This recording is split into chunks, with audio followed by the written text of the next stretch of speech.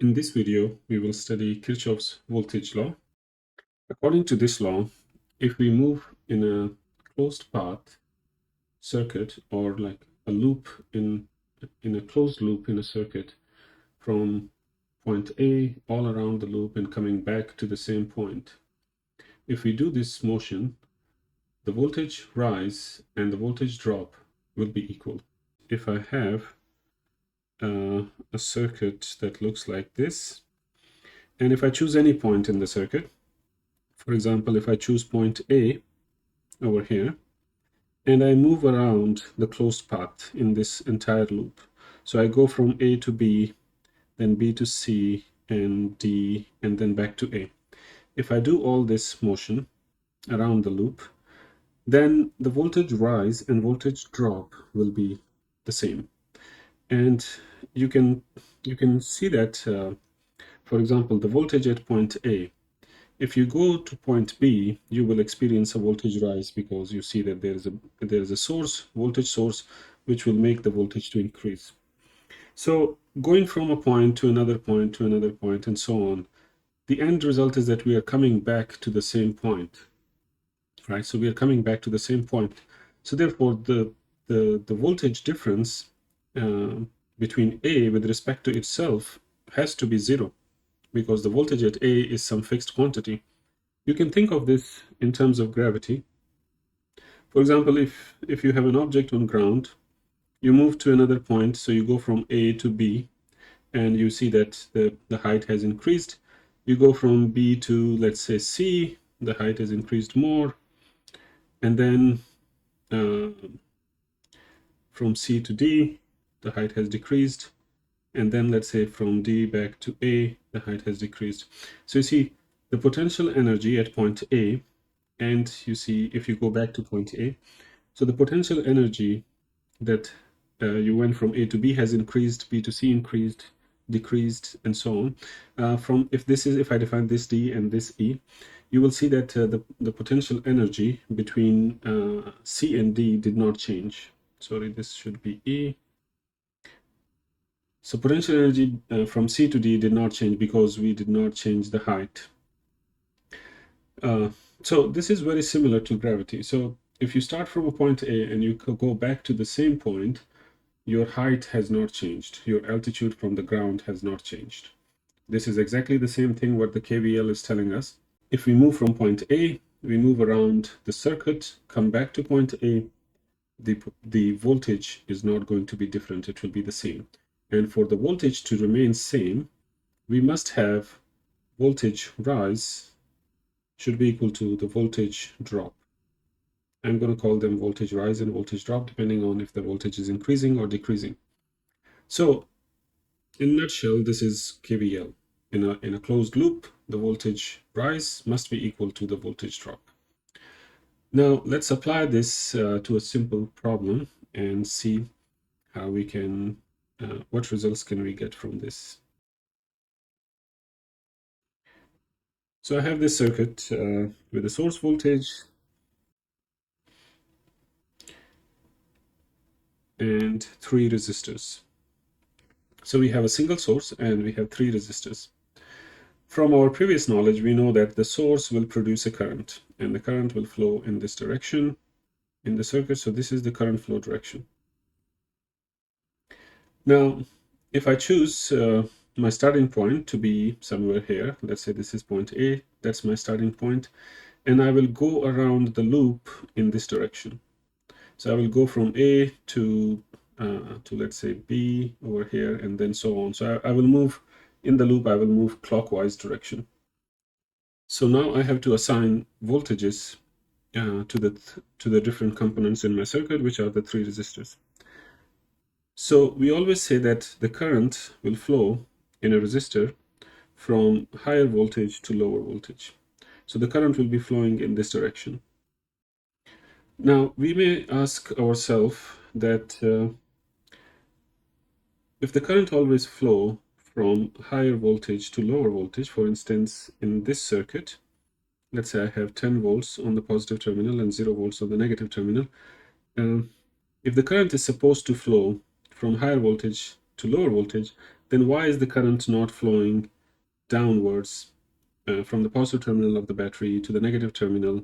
Why is the current not flowing in that direction? Why is the current always coming out of the positive terminal for the battery? And the reason for this is simple to understand. Let me redraw it slightly larger. So let's say this is my battery, and I have a circuit which looks like this, and I have 10 volts here and 0 volts here. And we say that the current will be flowing in this direction. Let me call this current I1, which is flowing in a resistor. The voltage drop across the resistor is such that the top is positive and the bottom is negative. And that's the direction of the current flow. Now we may ask that, okay, the current is flowing in this direction, but why should we not think that the current should flow in this direction? And let me call this one I2. Why is the current not flowing in the direction of I2?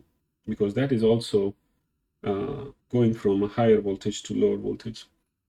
Now the reason for that is that the battery is a source. It produces power. It produces power, and it is the other components are dissipative components. They are passive components. They are not producing any power.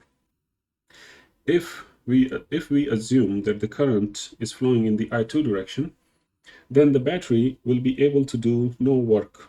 If you leave the battery by itself without connecting it to any circuit, the current will start flowing in this direction inside the battery, and the battery will be completely discharged before we even have chance to use it. So therefore, the current in a battery will never flow in the direction that is shown by I2. So the battery will always produce a current which will flow through the external circuit and still go from the higher voltage to the lower voltage. Now, one other confusion is that if I draw this circuit again, sometimes we have this confusion that, okay, the current comes this way to the resistor. So we see that the current is entering the positive terminal of a resistor. Whereas for a battery, the current is coming out of the positive terminal. So again, we will always keep this distinction. Resistor is a passive component. It does not produce power, and the current will flow through the resistor going from the positive to the negative terminal. On the other hand, the battery is producing power, and the current will come out of the positive terminal when the battery is delivering power to your circuit. In some cases, we will see today that we will have two batteries. One of them is delivering power to the circuit, and one of them is actually getting charged. So that battery is not producing power. So the current direction in that case will be into the battery, not coming out of the battery. So we will see that today shortly. But I just want to say that these are very simple arguments which can cause confusion sometime. But once we do a couple of examples and you see, then I hope these confusions will be addressed, and you will be able to solve or apply KVL with ease. So let's apply KVL to our circuit that we discussed originally. So I'm going to consider a simple series circuit made of three resistors, R1, R2, R3, a voltage source equal to Vs, positive and negative terminal, assuming that the current is flowing in this direction. And again, this is just an assumption, which is quite a reasonable assumption because the positive terminal of the battery will produce power. But we don't need to have the correct assumption. We can actually assume the wrong direction of the current, but later on, when we solve the circuit, the current will turn out to be negative, which will tell us that the original chosen direction was incorrect and the current is flowing in the opposite direction. But instead of getting confused with that, let's just go with this simple example first. Now, I will say that this is my starting point A. I will move around the loop in this circular way, clockwise direction. I know the voltage polarity of the source, which is Vs. For the resistor, we say that the current will flow from higher to lower voltage. So this must be higher, this must be lower, higher, lower, and higher and lower. Now, if I call a resistor R1, the voltage drop across the resistor, I will call it V1. Similarly, R2, V2, R3, V3. So we have these three voltage drops across three resistors, and we have the source voltage. Now apply KVL, which states that the voltage rise should be equal to the voltage drop.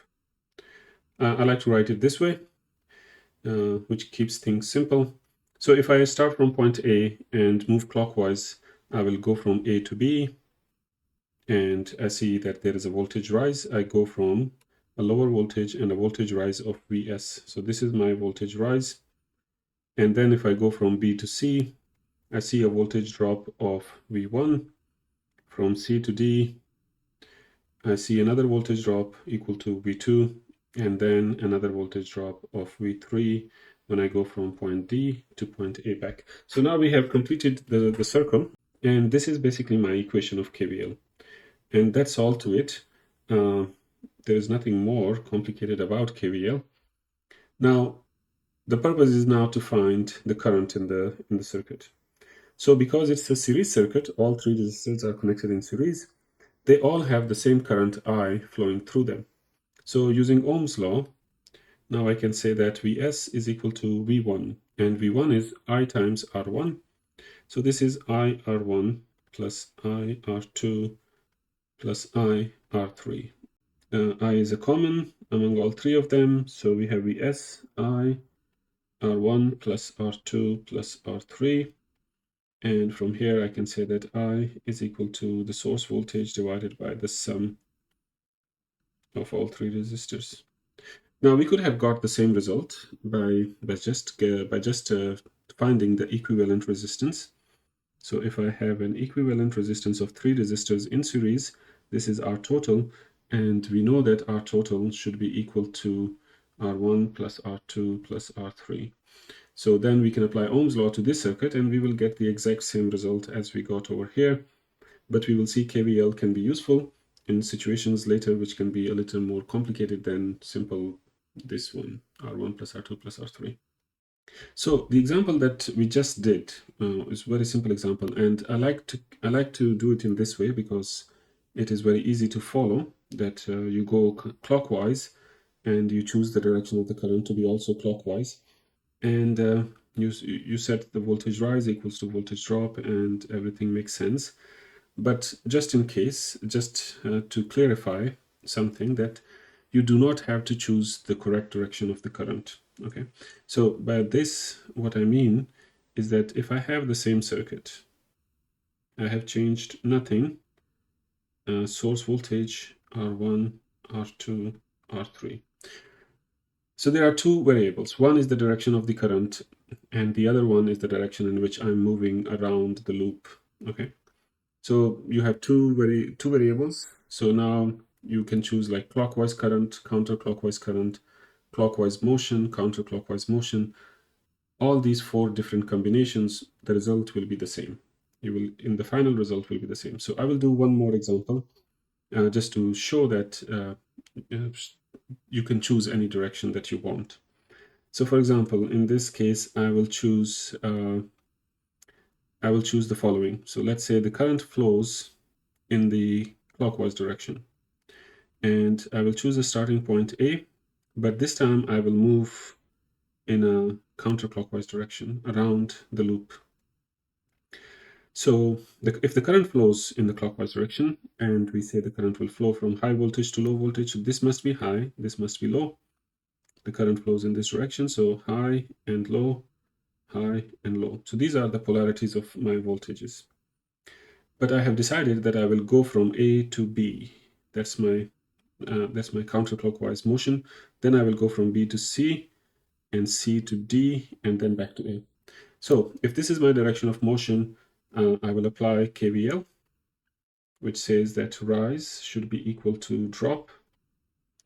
Now, when I go from A to B, this looks, as you can see, this is a rise. You see, I'm going from a negative voltage, lower voltage, to a higher voltage, right? So this is a rise. And because I called it R3, so this would be V3.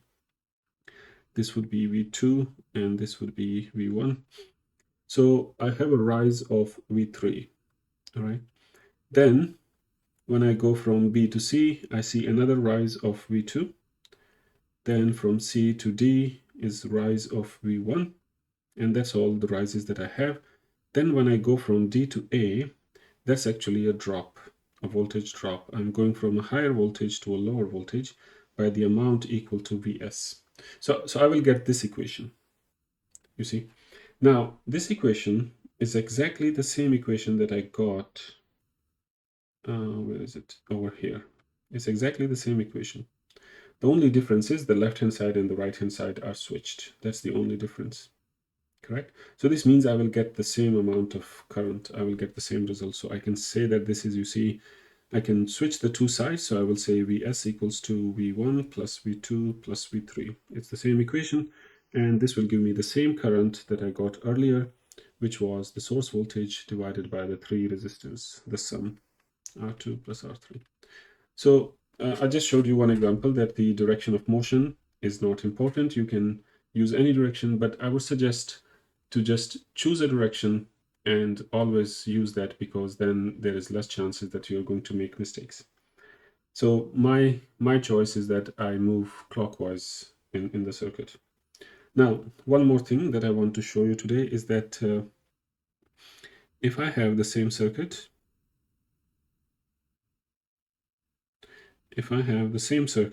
as before, but this time I'm going to choose something very strange, and I will say that the current is actually moving in the opposite direction. So the current is flowing in the opposite direction. So this is my current. Now, the actual current that will flow in the circuit will be, of course, opposite to this. But I have chosen, for calculation, I have chosen that the current is actually flowing counterclockwise in this case. So based on this assumption, if the current I flows in the circuit in this way, then I will have a voltage drop here that will look like this, because the current goes from higher voltage to lower voltage. So therefore V3 should be like this. Similarly, when the current flows in this direction, this would be positive, this would be negative, V2, positive, negative, V1. The source voltage is always like that. Higher, the longer line is the higher voltage. So if I choose this orientation, and now I can choose the direction of motion. This is my starting point A. I will go clockwise in the loop, and I will say that according to KVL, rise should be equal to drop. So when I go from point A to point B, because I'm going clockwise, I see a voltage rise of equal to Vs. So this is my voltage rise. Then when I go from point B to point C, I see another voltage rise equal to V1. And then from C to D, a voltage rise equal to V2. And then D to a voltage rise equal to V3, right? And this is all the voltage rise and drops in my circuit. So all the four voltages are actually voltage rises, therefore the drop is equal to 0. So there is no drop in the circuit based on my assumption of current. Now, I will write this equation as follows, that Vs equals to negative V1 plus V2 plus V3, right? So I just took the three terms to the other side and I got a negative sign. And now this is equal to IR1 plus IR2 plus IR3, correct? And I can take negative and I as a common factor, R1 plus R2 plus R3. And finally, I will have I equal to negative Vs divided by R1 plus R2 plus R3. So you see, my current now is the same in magnitude as before. So the current is exactly the same. You see this equation, Vs divided by, so the source voltage divided by the three resistors, sum of the three resistors. So in magnitude, my current has the same value, but it has a negative sign. So what it tells me now, so that when I solve it, I will have a negative value of a current, let's say, for example, minus 20 milliampere. So that's my current. So what it means is that the current is actually 20 milliamperes, but it is flowing not in this direction, but the opposite direction. So the current in the circuit is actually flowing in the opposite direction. So that's why my final result is coming negative. Okay, so my chosen direction is the opposite direction of the actual current flow. All right, so based on that, I think we have discussed three different cases of KVL. One more thing, which is very important, I want to discuss is a case where, let's say, we have two voltage sources, okay, instead of one. So now I have this voltage source, and let's say I have two resistors, and then I have another voltage source, and maybe that's sufficient. Two sources and two resistors. Let's call this one voltage source 1, and this is voltage source 2, R1 and R2. Now, we don't know in which direction the current will flow because we have two sources, and both of these sources are producing current in the opposite direction, like they are trying to produce current in the opposite direction. Source 1 is producing a current in the clockwise direction, right? So source 1 is trying to force the charges in this direction, whereas source 2 is actually trying to produce a current in the opposite direction. So it is trying to produce current in this direction. So now which force will actually be successful depends on which source is stronger. By stronger, I mean which source has higher voltage. So the source which has a higher voltage, that one will be able to produce the current. All right. So in this case, from the beginning, we really don't need to know, or we would not know in which direction the current will flow unless the source voltages are given to us. So if I don't know, then I will assume a direction of current. So I will assume that this is the direction of the current that is flowing in the circuit. All right. And now I'm going to choose a starting point, which is point A, and I will move along the closed loop in clockwise direction. So this is the direction in which I will go. So I will go from point A to B, then from B to C, and C to D, and back to A. All right. So that's what we will do. Apply KVL. When I go from A to B, and remember, this is negative, this is positive. This one is negative, this one is positive. Based on the direction of current that I have chosen, this should be positive, and this one should be negative, positive, and negative. Correct? So this one I will call it V1, and this one I will call V2. All right, so now we can apply KVL. And you know what KVL says is rise is equal to drop. So on the left-hand side, I will write the rise, all the different rises. So when I go from A to B, that's a voltage rise, and it is equal to Vs1. Now I don't know if I will have more rises or not, but I will just keep it some space. I will leave some space there so I can write more if needed. On the right-hand side, so when I go from B to C, I see that's a voltage drop because I go from higher voltage to lower voltage, and it is equal to V1. When I then move from, sorry, this should be D over here, and then this I can call it E. Then when I go from C to D, I see another voltage drop, and the value is equal to V2. So it's V2 on the drop side. And then when we move from D to E, we see another voltage drop, and this time the value of that drop is the source voltage 2, Vs2. So this is my final equation. I have 4 different voltages. 1 is a rise for me, and 3 are drops. So now we want to find the current in the circuit. So let's collect the source terms on one side and the resistive terms on the other side. So first of all, maybe I will write it this way. V1 plus V2 plus Vs2 equals to Vs1. So I just flipped the left-hand side and the right-hand side. So I just switched them. Now I will subtract Vs2 from both sides. So I will get V1 plus V2 equals to Vs1 minus Vs2. And then V1 is I times R1, and V2 is I times R2. And this is equal to Vs1 minus Vs2. I is a common factor, so I have R1 plus R2 equal to Vs1 minus Vs2. And now I can say that finally the current I is equal to Vs1 minus Vs2 divided by R1 plus R2. And now you can see that this equation actually gives you the current value, but it doesn't tell you the direction of the current. What is the direction of the current? Unless we know which voltage is higher. So from this equation, let's say Vs1 is equal to 10 and Vs2 is equal to 6 volts, if that's the case. All right, so now you can see that Vs1 is larger than Vs2. So my current will be 10 minus 6 divided by R1 plus R2, which is 4 divided by R1 plus R2. And in this case, the current will be positive. This will be a positive current. Sorry, I went out of the screen. In this case, the current will be positive, and which means that the current will flow in this direction that we have chosen.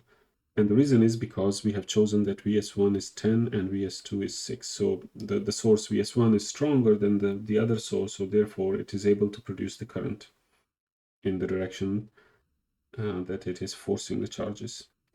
On the other hand, if we choose, so this would be the current in this case.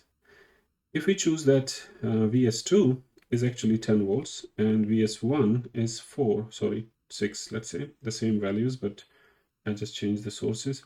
If I choose this, then now the current will be, you see, 6 minus 10 divided by R1 plus R2, which will be minus 4 divided by R1 plus R2. So now you see that the current will be the same as before, but now it will be flowing in the opposite direction. So this tells us that the actual current, if I set this to be 10 and this to be 6, then the current will flow in the opposite direction of this I. Okay, so the current will be counterclockwise, not clockwise. That's it for today's video. See you next time. Bye for now.